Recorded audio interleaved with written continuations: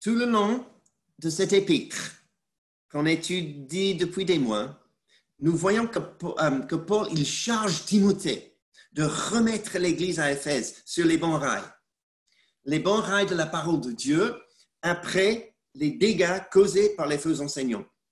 Et maintenant, nous arrivons aussi à la fin de la lettre et il aborde le sujet de l'argent.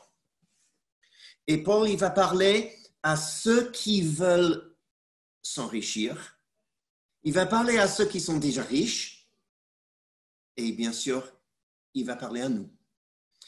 Et Dieu va montrer que le plaisir et le bonheur ultime se trouvent en lui, ne se trouvent qu'en lui. Donc, je commence avec ceux qui veulent s'enrichir. Et je vais lire la première partie de 3 à 10 dans ce passage. Vous allez voir qu'il y a beaucoup d'autres choses que je ne vais pas aborder aujourd'hui. Je vais me concentrer sur le trésor, l'argent. Si quelqu'un, verset 3, enseigne autre chose et s'écarte des saines paroles de notre Seigneur Jésus-Christ et de l'enseignement conforme à la piété, c'est un homme enflé d'orgueil, un ignorant qui a une passion maladive pour les spéculations et les controverses sur des mots. Qu'est-ce qui en résulte? Des jalousies, des disputes, des dénigrements réciproques, des soupçons malveillants et des discussions interminables entre gens à l'esprit faussé. Ils ne connaissent plus la vérité et considèrent la foi en Dieu comme un moyen de s'enrichir. La véritable foi en Dieu est en effet une source de richesse quand on sait être content avec ce qu'on a. Nous n'avons rien à apporter dans ce monde et nous ne pouvons rien en emporter. Tant que nous avons nourriture et vêtements, nous nous en contenterons. Ceux qui veulent à tout prix s'enrichir s'exposent eux-mêmes à la tentation et tombent dans le piège de nombreux désirs insensés et pernicieux qui précipitent les hommes dans la ruine et la perdition. Car l'amour de l'argent est racine de toutes sortes de maux. Pour s'y être abandonnés, certains se sont égarés très loin de la foi et se sont infligés beaucoup de tourments. Alors, 30 ans auparavant, Jésus est entré dans le temple et là, il avait chassé ceux qui vendaient et ceux qui achetaient là dans le temple. Il disait, mon temple sera appelé une maison de prière, mais vous en avez fait une caverne de voleurs. Matthieu 21. 30 ans auparavant. Là, nous sommes à Éphèse. L'Église a énormément grandi, on dirait probablement des dizaines de milliers de personnes, dont certaines, peut-être les faux enseignants, ont découvert qu'ils pouvaient tirer des bénéfices financiers de cette croissance. Et pour eux, la foi en Dieu est devenue une source de gain financier. C'est-à-dire, la maison de prière est devenue une fois de plus une caverne de voleurs à Éphèse. Je ne sais pas ce qu'ils faisaient, on ne sait pas exactement. Donc, moi, je plaisante peut-être un tout petit peu, mais peut-être ils prétendent vendre des vrais corps de la harpe de David ou des échardes de bois de la verge de Moïse, je ne sais pas, ou des croix magiques, des figurines de la Vierge, de l'eau miraculeuse ou des clous venant de venant de la croix de Jésus, on ne sait pas. Où ils exigent des salaires énormes. Le magazine Forbes dit qu'évêque David Oyedepo est le pasteur le plus riche du monde. Il vaut plus de 150 millions de dollars. Il a bien sûr un jet privé. Il possède 2 universités au Nigeria. Que dit Paul à ceux qui veulent s'enrichir? Tout est là dans le passage. Première chose, il dit que le vrai trésor découle de la foi en Dieu. Verset 6. La véritable foi en Dieu est en effet une source de richesse quand on est content avec ce qu'on a. Donc ce n'est pas faux que la foi est le chemin vers un grand gain. Mais cette richesse, ce gain n'est pas de ce monde. C'est la relation avec Dieu. Et lui, il nous amène à être contents avec ce qu'on a.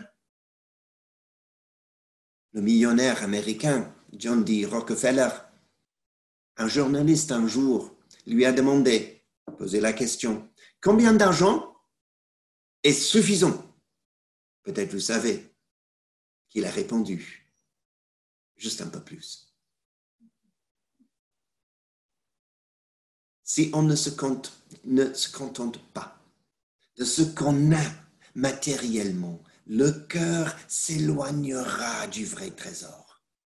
Et Jésus a dit, nulle personne ne peut servir deux maîtres, car ou il détestera le premier et aimera le second, ou il s'attachera au premier et méprisera le second.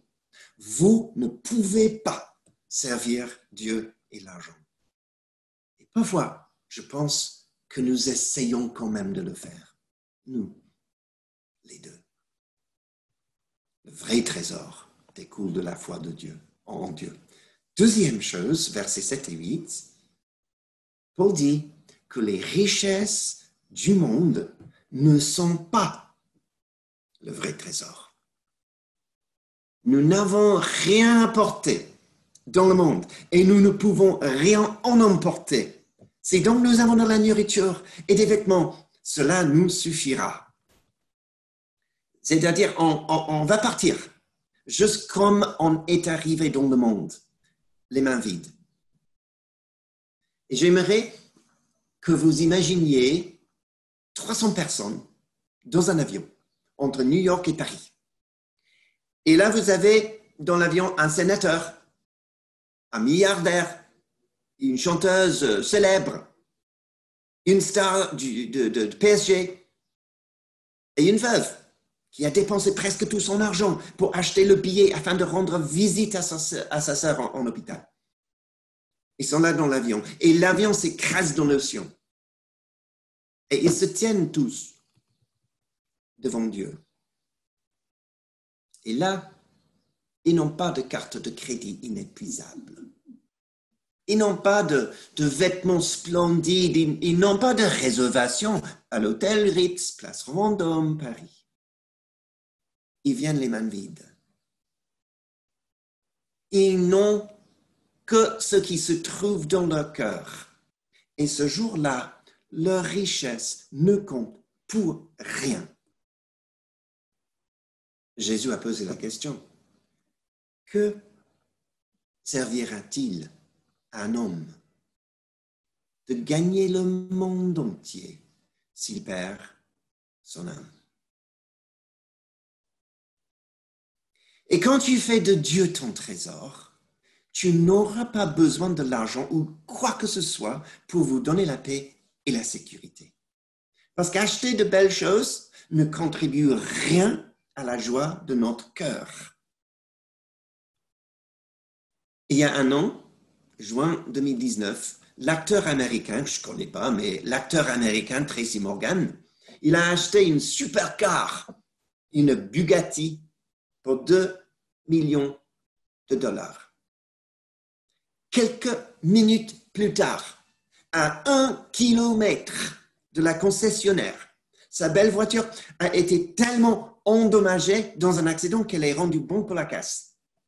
2 millions de dollars. Son nouveau jouet. Alors, combien de temps va durer le plaisir fugace, éphémère d'un nouveau jouet? Quelques semaines? Quelques années? Mais pas vraiment une joie éternelle. En Hébreux 13, verset 5, il dit que votre conduite ne soit pas guidée par l'amour de l'argent. Contentez-vous de ce que vous avez. En effet, Dieu lui-même a dit, je ne te délaisserai pas et je ne t'abandonnerai pas. C'est donc avec assurance que nous pouvons dire, le Seigneur est mon secours, je n'aurai peur de rien. Et puis, Paul continue, il écrit, il donne des conseils à ceux qui veulent s'enrichir. Il parle des dangers terribles de la poursuite des richesses. Mais d'abord, attention, parce que la Bible ne déclare jamais que l'argent en soi est mauvais, ni que l'argent en soi est à la racine des maux, du mal. Non, la Bible vise toujours le cœur humain et sa motivation de s'enrichir. Et moi, je crois, c'est sûrement un don de Dieu pour certains de faire de l'argent pour son royaume. Absolument. Si l'on t'offre un poste payant un salaire plus important que tu as, ce n'est pas soit mauvais. La question importante doit être celle-ci. Quelle est la motivation pour l'accepter? Ce nouveau poste, ce nouveau salaire. Peut-être, le nouveau salaire sera finalement la solution à nos problèmes financiers. Il nous donnera enfin la sécurité. Alléluia. Oui, mais peut-être ce nouveau poste en même temps pourrait t'éloigner de ta famille à cause des voyages ou l'église. Où se trouve la motivation? Peut-être on dit, on m'offre quelque chose de plus important niveau salaire. Et je pense que c'est la grâce de Dieu pour pouvoir justement à mes besoins et aussi que je puisse désormais être plus généreux. Là, c'est différent. Où se trouve la motivation? Et je trouve que c'est intéressant que dans les 4 listes d'attributs du leadership, en Timothée, il y a 2 listes, Tite et 1 Pierre, dans chacune de ces 4 listes, il est intéressant que la capacité de bien gérer l'argent est le seul aspect de caractère cité, chaque fois. Donc c'est important. Pour nous tous, le monde dit, vous travaillez dur, vous en méritez la récompense. Et Dieu dit, le désir d'être riche vous mène dans le piège de Satan, qui plonge les hommes dans la ruine et la perdition. C'est fort ça. Mais pourquoi? Parce que tout simplement, nous faisons là des richesses notre Dieu et une idole. Et Jésus dit, vous ne pouvez pas servir Dieu et l'argent. Donc, Paul est très, très fort par rapport à ceux qui veulent s'enrichir. Et puis, vers la fin de notre passage aujourd'hui, il écrit par rapport à ceux qui sont déjà riches. Versets 17, 18 et 19, et je vais les lire. Ô riches de ce monde, ordonne de ne pas être orgueilleux et de ne pas mettre leur espérance dans des richesses incertaines, mais dans le Dieu vivant qui nous donne tout avec abondance pour que nous en jouissions. Ordonne-leur de faire le bien, d'être riches en belles œuvres, d'être généreux, prêts à partager. Ils s'assureront ainsi en guise de trésors de bonne fondation pour l'avenir, afin de saisir la vie éternelle. Encore une fois, Paul, en écrivant à Timothée, il est très, très fort. Il utilise le verbe « ordonner » plutôt que « peut-être ce serait une bonne idée ». Alors, si un riche devient chrétien, que devrait-il faire de son argent? Ou s'il hérite d'un parent une somme très conséquente, que devrait-il faire de son argent? Et peut-être vous et moi, on se dit, mais nous, on n'est peut-être pas des millionnaires, non. Mais si, en comparaison avec le monde entier, la plupart de nous sont déjà riches, non? Moi, je pense si. Et Paul, donc en parlant à ceux qui sont déjà riches, donc je pense qu'il y a quelque chose pour nous quand même. En verset 17, il parle de l'espérance. Pourquoi? Parce que ce que tu fais de ton argent montre exactement où tu mets ton espérance.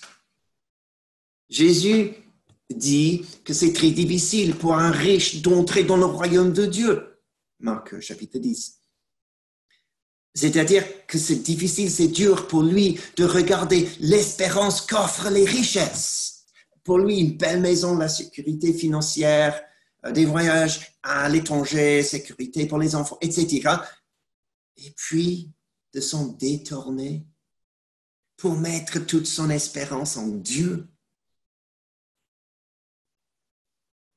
Les richesses mondaines sont incertaines.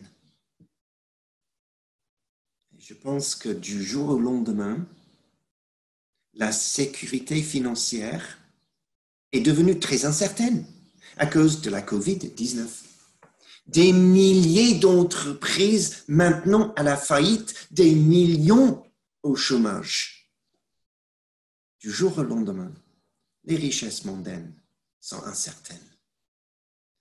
Et je crois peut-être que Dieu utilise cette crise pour nous montrer une fois pour toutes de ne plus mettre notre espérance dans les richesses pour en avoir notre sécurité, mais seulement en lui. Et lui, le Dieu vivant, pourvoit à tous nos besoins avec abondance. Donc, on a le choix. Les richesses incertaines, Dieu. Cherchez premièrement, Jésus a dit, le royaume de Dieu et sa justice et toutes ces choses, c'est-à-dire dans le contexte, nos vrais besoins, la nourriture, les vêtements, toutes ces choses vous sont données par-dessus. Paul parle de l'espérance. Vous mettez votre espérance où, finalement? Et Paul continue, verset 18, il parle aux riches de ce monde, il parle de la générosité. Faites le bien, soyez riches en belles œuvres, montrez-vous généreux, prêts à partager. Parce qu'une fois que je suis libéré de l'attrait des richesses, une fois mon espérance est vraiment mise en Dieu, en lui seul, que va-t-il se passer? Le Saint-Esprit me transforme. Et il vous donne une nouvelle priorité qui est la sienne, c'est-à-dire le royaume de Dieu. Et mon argent, que j'en ai beaucoup ou pas, mon argent coulera librement selon cette priorité, le royaume de Dieu, la gloire de Jésus. Mon argent alors pour nourrir les affamés, pour que la ville, pour que les nations entendent l'évangile, pour le royaume de Dieu, pour implanter de nouvelles églises, pour fortifier l'église, absolument. Et nous ne savons pas, mais combien de milliards de personnes sur la terre sont maintenant, actuellement, en dehors de Jésus-Christ.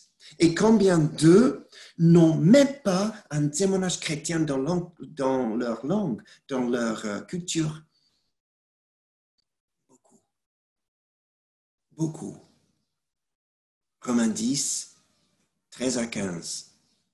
Toute personne qui fera appel au nom du Seigneur sera sauvée. Mais comment donc feront-ils appel à celui en qui ils n'ont pas cru? Et comment croiront-ils en celui dont ils n'ont pas entendu parler? Et comment entendront-ils parler de lui si personne ne l'annonce? Et comment l'annoncera-t-on si personne n'est envoyé. Et nous prions, n'est-ce pas, que ton règne vienne. C'est-à-dire sur la terre, si la Bible est la vérité, qu'il y ait dans chaque tribu, dans chaque langue, dans chaque groupe ethnique, un peuple pour la gloire de Dieu, c'est-à-dire les églises partout. Et la France, ne parlant un instant que de la France, l'église évangélique en France a beau être en train de grandir, merci Seigneur.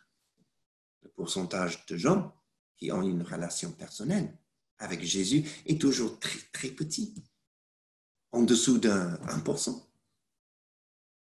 Alors figurez-vous, 99 sur 100 des gens autour de vous sont actuellement perdus et destinés pour une éternité en enfer. Il faut implanter de nouvelles églises, former, envoyer des enseignants, des évangélistes, des prophètes, des équipes pour que le monde voie. Et vois-tu alors une meilleure façon pour investir l'argent que Dieu te donne? Son royaume. Soyons généreux, toujours. Et la troisième chose que Paul évoque ici en parlant aux riches de ce monde, il parle de la vie éternelle. C'est-à-dire, nous devrions utiliser notre argent d'une façon qui pose de bonnes fondations pour l'avenir, afin de saisir la vie éternelle. Le paradis, ça s'achète alors? Poser de bonnes fondations pour l'avenir afin de saisir la vie éternelle, il parle de l'argent. Non. Ta place auprès de Dieu éternellement ne s'achète pas. Donc, ce que Paul dit, c'est ceci. Ce que tu fais de ton argent montre exactement où se trouve ton cœur. Et si tu as la véritable foi en Christ qui sauve. C'est un peu comme Jacques 2, verset 17, là où il dit « Si la foi reste seule, sans se traduire en actes, elle est morte. Montre-moi ta foi sans les actes et je te montrerai ma foi par mes actes. » Je pense que Paul, là, il est en train de dire la même chose. Ce que tu fais de ton argent montre où se trouve ton cœur. Il est en train de paraphraser les paroles de Jésus qui dit, Matthieu 6, « Ne vous amassez pas des trésors sur la terre, où les mythes et la rouille détruisent et où les voleurs percent les murs pour voler. Mais amassez-vous des trésors dans le ciel, où les mythes et la rouille ne détruisent pas. Et où les voleurs ne peuvent pas percer les murs, ni voler. En effet, là où est ton trésor, là aussi sera ton cœur. » Je pense que c'est important ce matin de reposer la question, où se trouve mon cœur finalement? Là où se trouve ton trésor, là aussi sera ton cœur. Donc en conclusion, Paul, en écrivant cet épître, il vit ses derniers jours. Il parle avec une urgence. Tu vas avoir la vie en abondance, non? Alors ne désire pas être riche. Mets ton espérance pleinement en Dieu seul, qui vous donnera tout ce dont vous aurez besoin, et que votre joie se répande dans une générosité envers une génération perdue dans le besoin. Investissez dans ce qui compte vraiment. Et une exhortation finale et urgente que je ne vais pas prêcher, je vais tout simplement lire, versets 11 jusqu'à 16. il dit à Timothée, quant à toi, homme de Dieu, donc juste pour un instant, j'aimerais changer ça. Quant à toi, Église, LDN, fuis ces choses, la poursuite des richesses, etc. Fuis ces choses et recherche la justice, la piété, la foi, l'amour, la persévérance, la douceur. Combat le bon combat de la foi. Saisis la vie éternelle. C'est à elle que tu as été appelé et c'est pour elle que tu as fait une belle profession de foi en présence d'un grand nombre de témoins, devant Dieu qui donne vie à toutes choses et devant Jésus-Christ qui a rendu témoignage par sa belle déclaration face à Ponce Pilate. Je t'ordonne de garder le commandement reçu en vivant sans tâche et sans reproche jusqu'à l'apparition de notre Seigneur Jésus-Christ. Cette apparition, le bienheureux et seul souverain, le roi des rois et le seigneur des seigneurs, c'est-à-dire le Père, la révélera au moment venu. Il est le seul à posséder l'immortalité. Lui qui habite une lumière inaccessible et qu'aucun homme n'a vu ni ne peut voir. À lui soit l'honneur et la puissance éternelle. Amen. Tu veux vivre finalement pour toi-même ou pour la gloire de celui qui est le roi des rois et le Seigneur des seigneurs. C'est ça le choix. Et Paul et la Bible nous appellent. Ce sera Jésus. Ce sera le Père. Ce sera le Saint-Esprit. Tu veux vivre pour toi-même? Pour la gloire du roi. J'aimerais prier maintenant. Pour moi, pour vous, pour les autres qui ne sont pas là aujourd'hui, pour les autres qui vont se rajouter à l'Église au fur et à mesure. Que nous puissions être une Église toujours généreuse et toujours là où Jésus, il est au centre. Seigneur, merci pour ta parole qui ne change jamais.